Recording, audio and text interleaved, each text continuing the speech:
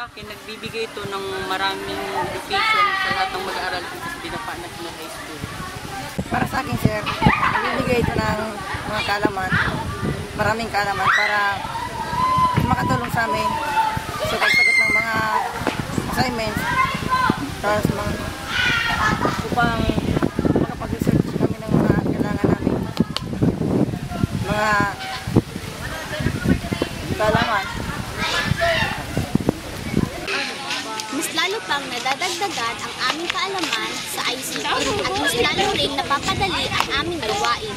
At sa pamamagitan rin ito, hindi na kami pupunta pa sa iba't ibang lugar upang maghanap ng impormasyon upang hanapin ang mga videos and pictures. Sa student, malaki ang naitutulong ng ICT sa amin dahil lalong napapalawak ang aming kaalaman at nagiging madali sa aming unawain ng mga tinuturo ng aming mga guro dahil nakikita namin ito at napapag-aralan ng mabuti dahil sa mga computers at lalong lumalawak ang aming pangunawa at di na rin kami nahuhuli sa modern technology. Information and communication technology help us to find out anything about the world. ICT is more usable. We can now link together to make simultaneous information sharing and exchange if possible, to share tools, resources, and information. More and more schools have begun to see the tremendous educational potential of ICT.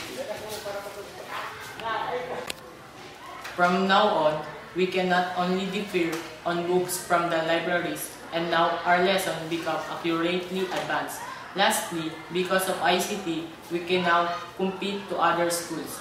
With the knowledge I have gained through ICT, I can now share it with my parents, siblings, and friends. ICT helps us in many ways. First, ICT helps us to learn our lessons in different subjects through audio and video presentation. Second, we can improve our projects and assignments through research in the internet or in the computer application. And in the last one, we can communicate with our teachers so that we can inquire anything even if at home. Bilang mag-aaral, nakakatulong ang ICT sa amin upang mapalawak pa ang aming kaalaman. Para malaman namin ang mga bagay-bagay na dati ay hindi namin alam. Nakakatulong rin ang ICT sa amin upang mapadali ang aming pagre-research para... Bilang isang mag-aaral, napakahalaga po sa amin ang computers sapagkat ito po ay nagbibigay sa aming kaalaman. Ito din po ay tumutulong sa amin upang magawa namin ng maayos ang aming mga assignments at ang aming mga proyekto. Ito din po ang tumutulong sa amin upang mas madali namin maunawaan ang mga tinuturo ng aming mga guro. Gumagamit po sila ng mga videos, sounds, at iba't iba pa para mas madali po namin itong maunawaan.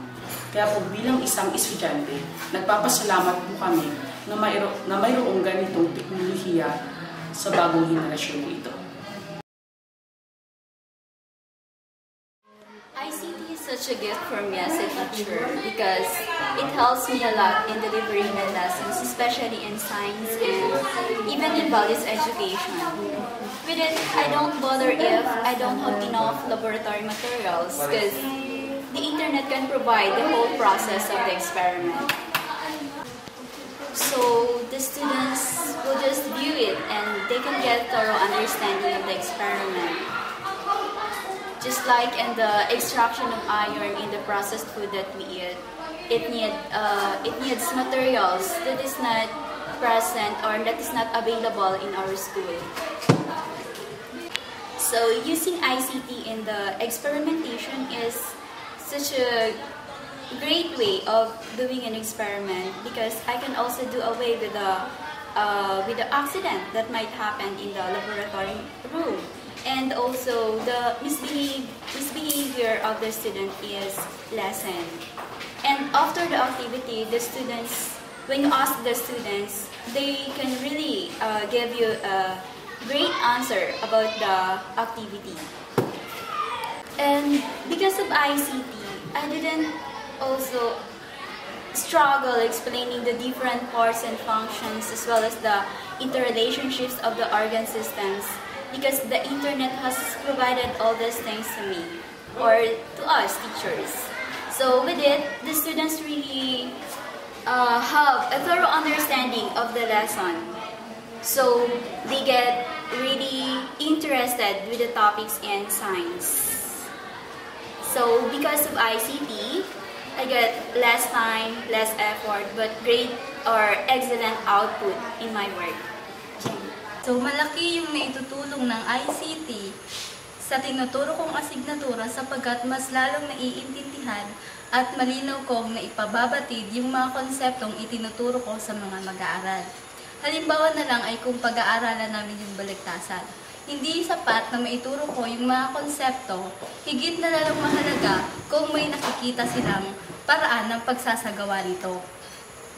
At hindi lang basta nakikita, kundi naririnig pa. Kasi may mga mag-aaral na mas natututo sa paraan ng may nakikita sila at may naririnig pa.